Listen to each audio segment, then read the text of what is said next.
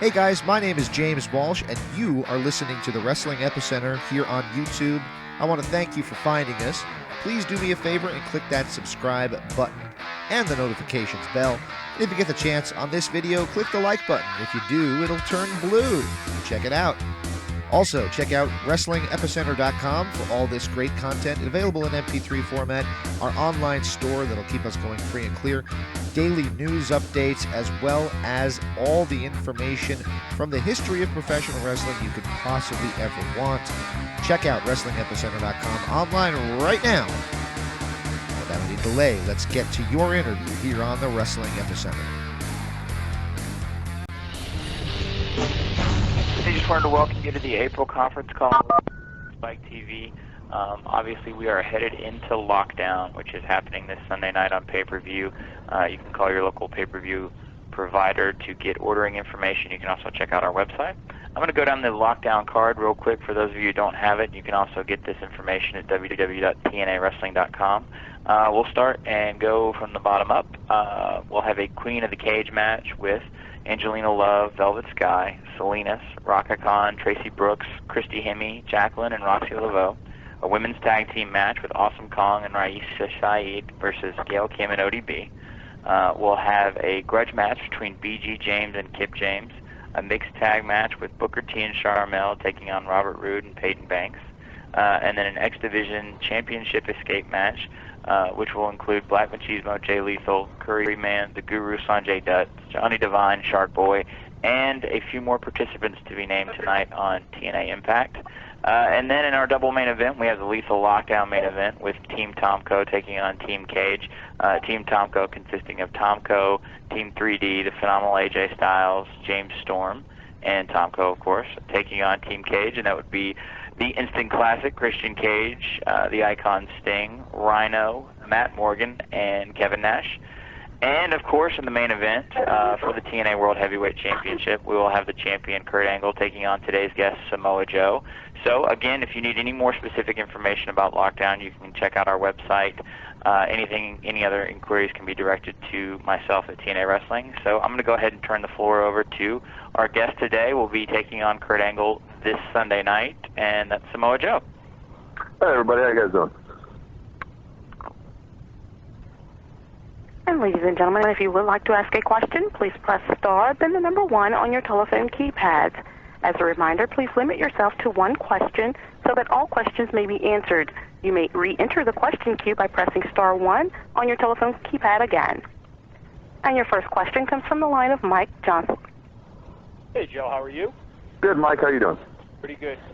Kurt Angle, in some of the recent media appearances he's been making, has been touting that your match with him at the Lockdown pay-per-view is going to have an MMA feel to it, where you guys are going to go in barefoot and have this really stiff, mixed martial arts inspired battle. I was wondering if you could expound on that, or whether it was just Kurt saying stuff to attract attention to TNA through the media. Well, as you know, Kurt's a fantastic, grandstanding individual, and at the end of the day, I'm a pro wrestler and I do pro wrestling, and regardless of what Kurt's stipulations are, regardless of what he wants to do, the bottom line is, I'm going to go in there and win a professional wrestling championship, and I hope in a professional wrestling match. I know he's been lobbying very, very, very, very hard to have the rules changed for this certain counter. But, at the end of the day, hopefully TNA officials will see the light and they realize it's not necessary. And if they don't, then I'll be more than happy to smash his face in any style of his choosing. And real quick, could you clarify once and for all what your contractual status is with the company? Because it seems like every couple of weeks there's a new rumor popping up. Honestly, the end-all contractual status with me and TNA right now is actually legitimately we're still at an impasse. I mean, I'm coming close to my end date with my contract with them, and we're just still working out a lot of details. I mean, it's a very long and involved process, and I want to make sure I get the best out of it. TNA wants to make sure they get the best out of it, and it's just because of mainly just how busy the schedule's been. We've been adding a lot of house shows. It's been tough to kind of sit down and get all the parties involved to kind of get things hammered out to make things final. But hopefully it'll be over with soon. All righty, thank you. Your next question comes from the line of Steve Wilson. Hey, Joe, pleasure to speak with you today. How you doing, man? Good. Pretty good.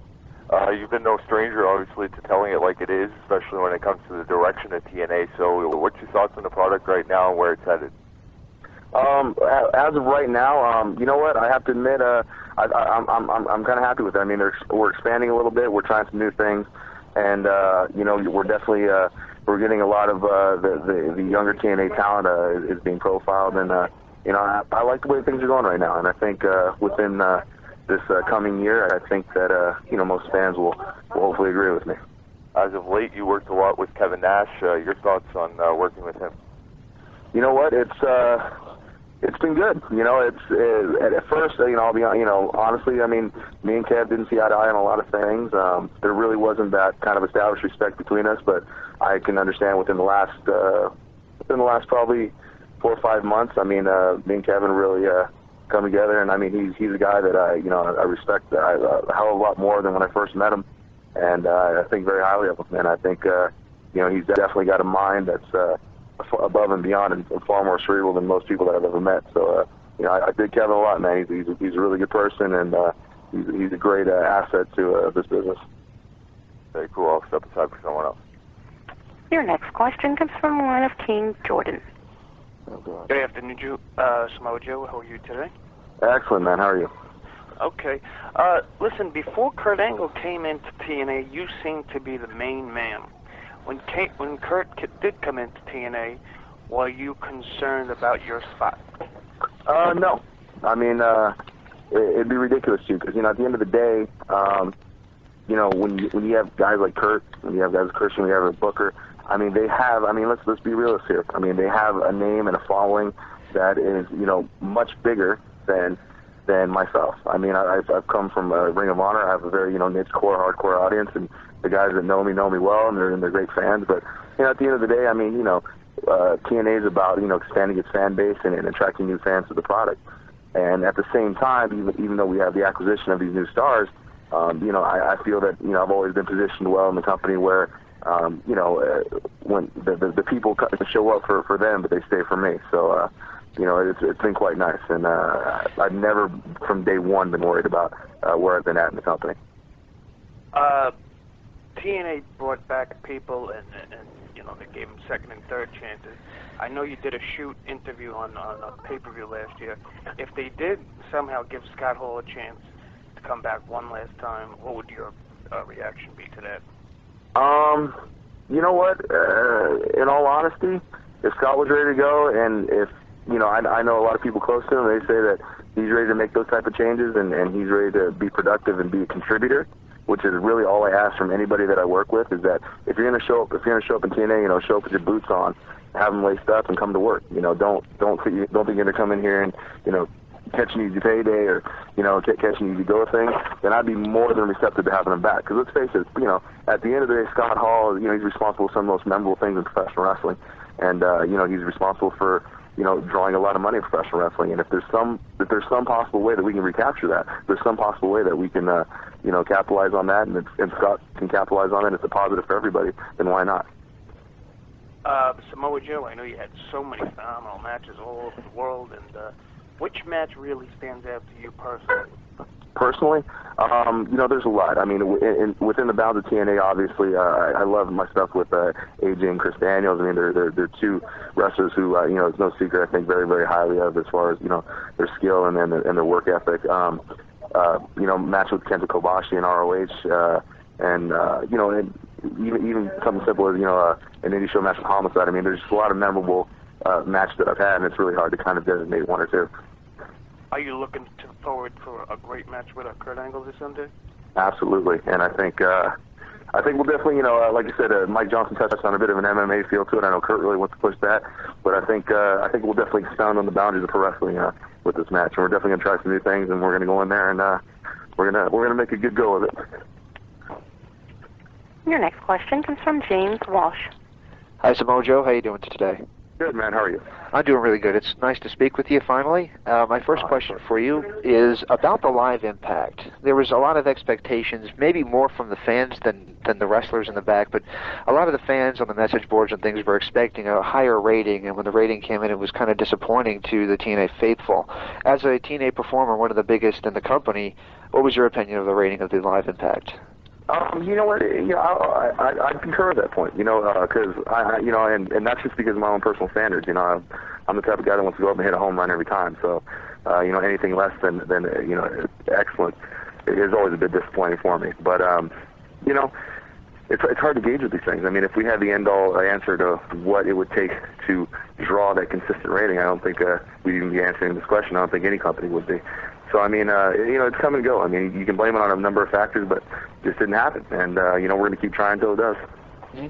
Now, there's been a lot of talk, Mike Johnson mentioned it earlier, I'll mention it again, about the MMA style of this match, and a lot of the forums, again, especially ours, have been saying things like, will it work in terms of a wrestling audience? Are you guys at all concerned, if you do go a little bit in that direction, that the crowd could just sit on their hands during it? Absolutely. I mean, because you know what? At the end of the day, we are a professional wrestling company, and we cater to professional wrestling fans. So, I mean, that is a concern. But, you have to take risks if you want to try something new. And, I think, I know Kurt definitely wants to try something new. He wants to push this in any type of direction. I know I do. And, I mean, I think I have enough crossover know-how between the two sports that, we could think we can make it work. But at the end of the day, it's kind of, you have to have careful balance of the two. And we're definitely working on that. Alrighty, you guys have put on some really phenomenal matches. You guys think you could possibly top it tomorrow night? Well, Sunday night, I should say. No problem. Alrighty, man. Well, thanks so much. I'll let somebody else have some questions. It's an honor. Thank you very much. Take care. Your next question comes from Brian Stoll. Hey, Joe. How are you today? Good, Brian. How are you? Doing well. Appreciate you taking the time to rap with us. No worries, no worries. Being a former Ring of Honor champion, the run that you had in the X Division with the belt, and the fact that some people might argue that this title run could be overdue. What will it mean for you if you capture the TNA title on Sunday? What does it mean at this point in your career? I mean, at this point in my career, it honestly, if there's one word to sum it up, it's opportunity. I mean, it's an opportunity to, for myself to show the world that we can make a Samoa Joe Championship run work in a major national company. And, for me, it's an opportunity to kind of get out there and show the world I got, pending the results of the pay-per-view, hopefully that opportunity will come. Can you go a little deeper on, I guess, the benefit as well as the challenges of wrestling somebody you're so familiar with like Angle, because you guys have had the good matches, you've kind of had the feud before. What is the benefit and yet the challenge of taking it to that next level, doing something different? The benefit is, obviously when I've had a little bit more of a chance, unlike previous encounters, to work with Kurt and kind of learn his style, learn how he moves in the ring, learn what he does. And, it's always a plus. It's always an advantage going into a match. The downside to that is, when you put out solid efforts before that, there is a lot of expectation for you to perform and for you to outdo what you've previously done. And I think it is very, very possible that, we will do that at the pay-per-view this weekend. In fact, I think it's absolutely going to happen. And I guess the only other downside is, when you're in there with Kurt, it's always going to be a big physical affair, and I'm going to probably walk away with a lot of bumps, bruises, scrapes, cuts, and and injuries. But it's worth it if the product comes out right. And then just the last question before I step aside, you bring up the physicality of it. I know a while back there was concern about your knee. As far as physically, how are you right now? If you get the gold, are you capable of working that sort of house show schedule and everything that would be demanded of being a champ? Well, I've been doing good so far, and actually I felt a lot better than I have in quite a long time. So I mean, a lot of old nagging chronic injuries are starting to to heal up 100%, not just 80, and kind of working with it. So I'm in a good spot right now. I feel real good, getting healthier every day, getting stronger every day. So it's nice. It's a nice place to be in physically for me. So I'm looking forward to it. Joe, appreciate it. Good luck on Sunday, brother. Thank you, man. Appreciate it. Your next question is from Jim Barthelone. Yes, Mojo, is it harder, though, when you're in a situation with contract negotiations to push yourself for championship title runs and things like that? How does that all weigh into the equation? You know what? It actually isn't a factor because, even though we're in a contract situation, the bottom line is that, that's still me out there and that's still my work out there, and I take a tremendous amount of pride in my work. And regardless of what is going on behind the scenes, when I walk through that curtain, I get in that ring, that doesn't matter. I take pride in what I do, and I wouldn't put my name on a piece of art that was a piece of shit, and I definitely wouldn't do the same thing with the match. So, I mean, it's really not a factor at all. What do you think also of the again, the MMA stuff, and just and how that is shaping. I mean, is it even shaping wrestling, or is it its own different beast out there? You know what? I think this is a very complicated question. It's one that, you know, I've actually put a lot of thought into, and I think that over the course of time, and maybe not right now, it will have a tremendous shaping effect on all aspects of combat sport, not just pro wrestling, but, you know, when you go into kickboxing, you know, a lot of the Kyokushin guys are, I don't know, unless you're a really big karate nerd, you have no idea what I'm talking about. They're adopting a lot of MMA type of practices and techniques, and it's just it's a mixed bag, you know. And I think if as far as the influence itself, I mean, it's going to be very, very prevalent as the years go on. I think soon MMA was going to eclipse boxing. I think it's going to eclipse a lot of major combat sports and will be the predominant combat sport in the world. But, you know, you just got to hopefully have a feel for the market, know how much influence it has, and go from there. Thank you. Thank you. Your next question is from Chris Johnson. Hi, Joe. Hey, Chris. Hey, it's nice to talk to you. I'm a big fan of yours, have been for a long time. Appreciate it, man. I just wanted to get your thoughts on the TNA Impact video game and how it compares to the WWE SmackDown series. You know what? I am absolutely overly excited about the TNA video game. As far as SmackDown comparisons, it's no secret I've never been a fan of the current SmackDown fighting engine, the way they present their game, and I think we've adopted a really, really good, intuitive, fast play style that fans around the world are going to pick up on. So, we're having a Las Vegas Gamers Day coming up here real quick, and I'm pretty sure that a lot of fans, especially professional wrestling gaming fans, are going to be happy with what they see. All right, thank you. Good luck on Sunday. Thank you, man. Your next question is from Jason Clavitt. But who cares? Joe, that, right? My first question is just popped out of my head. One of the advantages of working for TNA is the opportunity to work independent dates. I'm out in Calgary, and you've come here twice in the past year. Area. Is that something that still appeals to you? Is being able to go to independent shows that TNA is probably not going to tour Western Canada anytime soon, but the reaction to you in Cochrane and Calgary and Edmonton last year was absolutely huge. And does it surprise you when you go to towns that you haven't worked before and they start chanting your name and Joe's going to kill you and do the Olay chant for obviously in recognition of the work that you've done? Mm-hmm. I'll be honest with you, the right answer I'm supposed to say is that they're all a joy. But the real answer is it's really case by case. But I will say, in the majority of the indie bookings that I do go on, it is really fun to still get out there and do it, because when it comes right down to it, when it comes down to the grassroots of pro wrestling, when you want to know where the most hardcore of hardcore fans are, it's in those indie shows, and it's really refreshing to kind of go back and just be in that environment. And as crazy as it may sound, it kind of came up in it, so it feels comfortable for me. So it's a fun deal. It's a fun deal to kind of go back to, and I enjoy it. And like I said, the shots that I've done up in Canada and I've gone through up there, I mean, it's been a tremendous response. It's been a really good time. So I look forward to those ones. But then again, you get the off-end, horrible show in the middle of nowhere that nothing's going on and you're staying in a bad hotel. But that comes with the territory. Now, you were Ring of Honor champ for a very, very, very long time. Should you win the belt on Sunday, what do you think the similarities and the differences between that title run and being champion in TNA would be? I can't really say, because, I mean, until we get into the title run, until we get into, what happens, or if we even get into a title run, which, I hope we do, that's all up in the air. I mean, it's until the time comes, I can't really comment on that, because every one that I've ever been involved in has been a little bit different. So I guess time will tell. And finally, what are your thoughts on successes from the couple weekends ago when WrestleMania was in town, and how that affected TNA? I liked it. I think it was a good vibe, a good atmosphere. I think if you're a wrestling fan, being in Orlando at that time is probably, it was definitely we turned Orlando into a pro wrestling mecca. I mean, you had all three companies putting out their finest and doing their best. So I mean, I was really happy with the weekend, and for me, it was a lot of fun personally.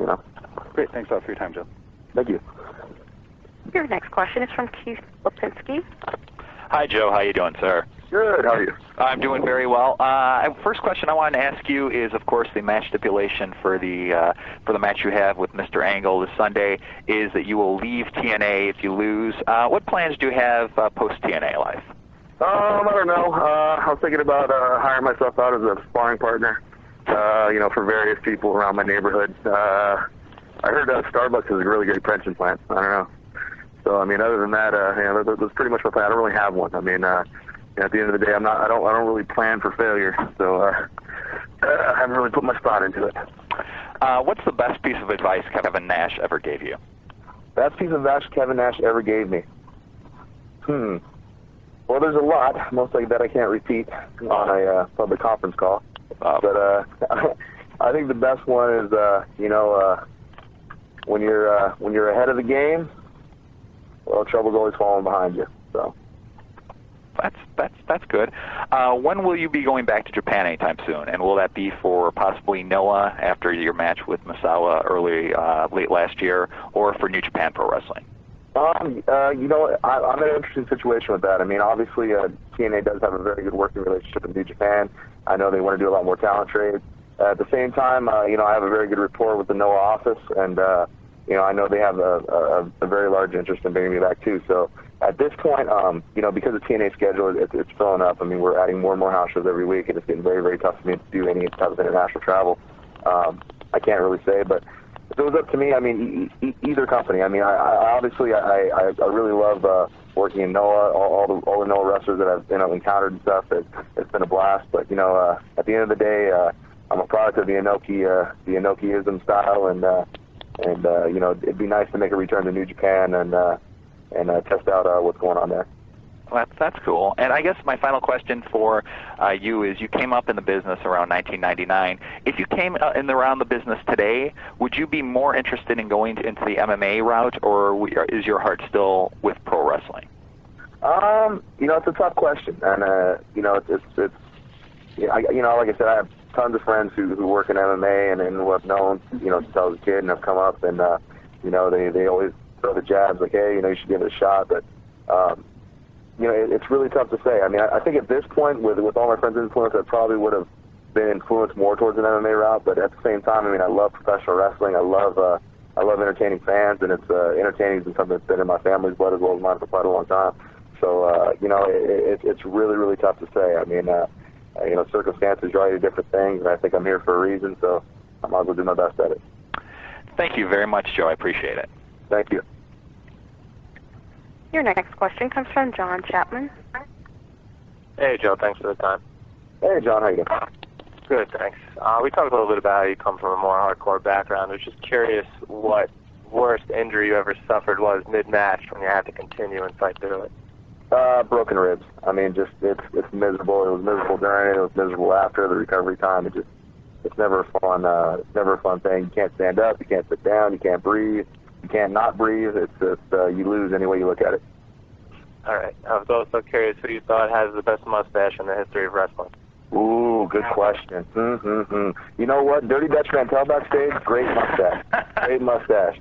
But maybe, I don't know, the Bully. The Bully was with WWE for a little while. Fantastic handlebars, well-groomed. You know what? I might have to give it to him. All right. Appreciate it. Thanks, Joe. Your next question is from Ben Barkley. Hey, Joe, how's it going? Good. How are you? I'm doing well. What was your childhood, adolescence, and your teenage years like growing up? What was your family life like? And how did the things and what's your sign? Ages push you to become a professional wrestler? Honestly, growing up as a kid, there was 7 kids in our family, and my father, being a professional entertainer, we had the largest volunteer dance troupe on the West Coast, and we did a lot of international travel.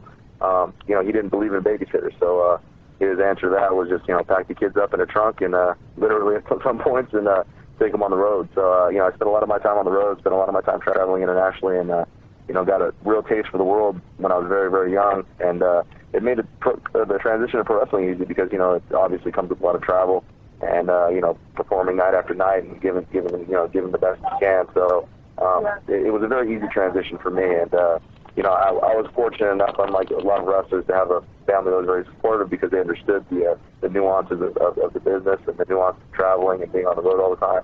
So it really lent to making an easy transition to this career. So that's basically pretty much from when I was a child to my adolescent years. I was traveling the world and kind of, making people smile, I guess. All right, thanks for that, Joe. If I may add one more, who are the top 3 talents outside of TNA that you'd encourage the company to bring in, and why? The Briscoe brothers. I mean, obviously, I think they're just a fantastic tag team. I'm a big fan of them. Let me see, who else is out there that is really signed yet? Nigel McGuinness. I think he's a stellar athlete, a stellar wrestler, and I've always enjoyed what he's done out there. And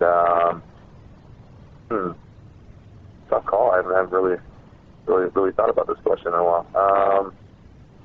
And obviously, you'd love to have an Austin Aries or Roderick Strong back in the mix. So I know my pool of ROH guys, so obviously my choices will come from there. So those are basically the talents I see out there that I would love to see back in TNA.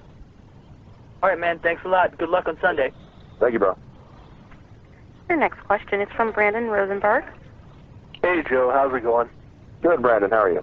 Good. I've been a big fan of yours since Ring of Honor days. Saw your match with... I have a 2-part question. Saw your match with CM Punk and you in Dayton that went for the hour draw. My question is, if in TNA, if you could have anybody from Ring of Honor to face, who would it be? Well, obviously, Punk would be one. I mean, we have great chemistry, and we're not scared to pull out all the stops. Currently in TNA,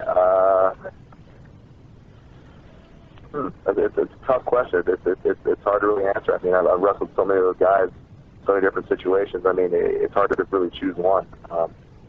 Honestly, you could probably name off 5 or 6 guys from there, and I'd say, yeah, so all. All right. And my second part of the question is, out of everyone in TNA today, who that you haven't faced yet, who would you like to face in the future or have kind of a feud with? Booker T. I mean, Booker's resume speaks for itself, and I think mine's pretty good too, so I'd like to see how that would work out on paper. All right. Thank you, Joe. I appreciate it. Thank you. Hey, how you doing? The popularity of professional wrestling is somewhat stagnant right now. WWE ratings hover around the same area. TNA's ratings hover around the same area, and I'm not ragging on TNA. It just seems that way. So, Joe, what do you feel no longer works in getting an audience excited that might have worked like 10 years ago, and what do you think both companies overlook in trying to form and retain a new audience? You know what? It's not so much what doesn't work. I think it's what will work in the future. I think I think every generation, every iteration of a wrestling company, there has to be some type of new hook, some type of new way to bring in fans, and I don't think anybody's really hit that yet. And if I knew the answer to that, then obviously we put that answer and we'd implement that answer, and it would be on TV, and we wouldn't have this problem. But it's a real complicated question, and like I said, it's something that. It's trial and error, and that's the best way to figure it out. There's a lot of people that have their theories about it, but when you take theories that are untested and you're working with a company's actual money, and there's a weekly quota to fill, it's really hard to implement those risks at a very fast pace to get it right away. So I mean, for the most part, who knows? I mean, it's just like I said, if I knew that answer, I'd definitely be a happy man because the industry's problems would all be solved. And who would you say is the most overlooked guy in TNA right now? I think Kazarian. I think Curryman is a really hot commodity right now. I think he's kind of overlooked, but he's kind of garnering some attention. So those are my 2 picks. All right, thanks a lot, man. Thank you, bro. Your next question is from King Jordan. Hi again, Samoa Joe. I wanted to ask you, Ric Flair recently retired. Did you grow up watching him, and what was your reaction to his retirement?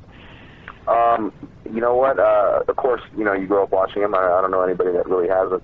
And my reaction is, man, what a spectacular career. What an absolutely spectacular career, and I think they did a fantastic job of sending him off, and I was very happy to see it. Would you have liked to work with him? Absolutely. Who wouldn't have? Oh, okay.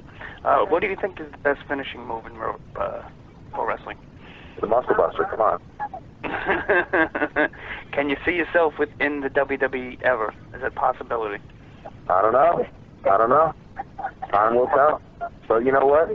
I'll be honest with you. I've been asked this question several times. I've been, and it's always on the minds of people. And right now, and people can tell you from my ROH days, I'm very loyal to the company that I'm with, and when I'm with the company, that's who I'm with. And I'm with TNA. I'm very, very, very, very happy at this point, and I hope to continue that relationship on into the future.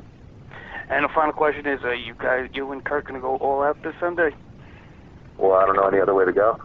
Okay, thank you, and I look forward to seeing you Sunday. Thanks. Your final question comes from Jason Clavette. Hey again, Joe. So TNA sometimes receives criticisms about having too many gimmick matches, like platform matches and the King of the Mountain, and having an entire pay-per-view of steel cage matches from a fan's perspective does get kind of tiring. You and Joe and Kurt obviously have a legitimate issue that can be settled inside a cage, but how do you feel about an entire pay-per-view of cage matches, and how are you guys going to compete to keep the audience into your match after having already seen 2.5 hours of cage matches? And that is the $1 million question, I guess. You know what? I really make no secret. I'm kind of lukewarm to a lot of extraneous stipulations put in the matches, especially when it comes to pay-per-views.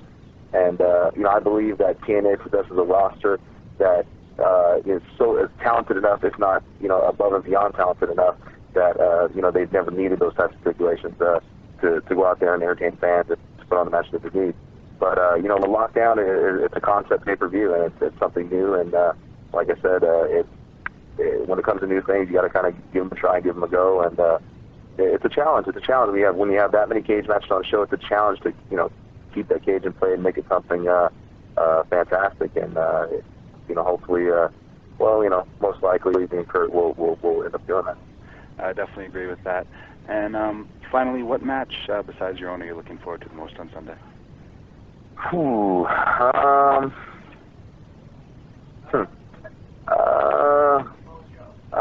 know. Like I said, I'm a big fan of Booker. I'm interested to see what him and Bobby put together. Perfect. Thank you very much. Thank you. There are no further questions at this time. Okay, guys, I just want to thank everybody for calling in. We'll be back same time next month, and if anybody has any inquiries, they can direct them towards me, and that'll do it. If Joe and the operator could hang tight. Oh, and by the way, I like to say go Team Cage. All right, that's it. Okay, that'll be it for this month. Thanks, guys. Operator, if you can move us back into the sub-conference. Thank you, ladies and gentlemen. This concludes the conference call. You may now disconnect.